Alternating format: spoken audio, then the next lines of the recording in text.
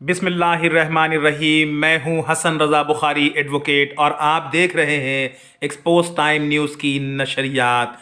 आज की ताज़ा तरीन ख़बर यह है कि एलपीजी, सुई गैस, बिजली की कीमतों में और खाने पीने की अशिया की कीमतों में होशरुबा इजाफे के बाद इमरानी हुकूमत का आईएमएफ के कहने पर आवाम पर पेट्रोल बम का धमाका, जिससे आवाम की चीखें निकल गई। मगर इस मौके पर भी अपोजिशन जमातों के सरबराहान की तरफ से सिवाय बयानबाजी के अमली तौर पर ना कोई एहतजाज का ऐलान किया गया है, ना इस बम के हवाले से जो पेट्रोल की सूरत में आवाम पर गिराया गया है कोई कार्रवाई का ऐलान किया गया है।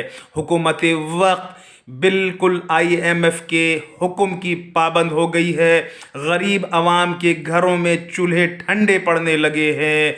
दुनिया में कतील उसका मुनाफिक नहीं जो जुल्म तो सहता है, चर्चा नहीं करता।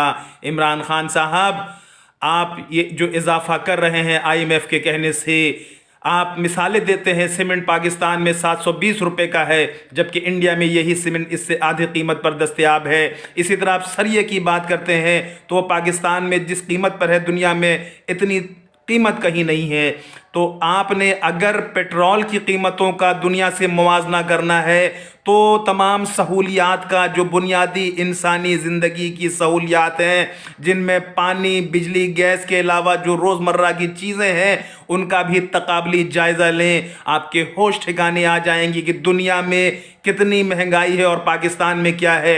आप सिर्फ ये सब कुछ आईएमएफ के कहने पर कर रहे हैं, जिससे गरीब आवाम भूखी मर रही है।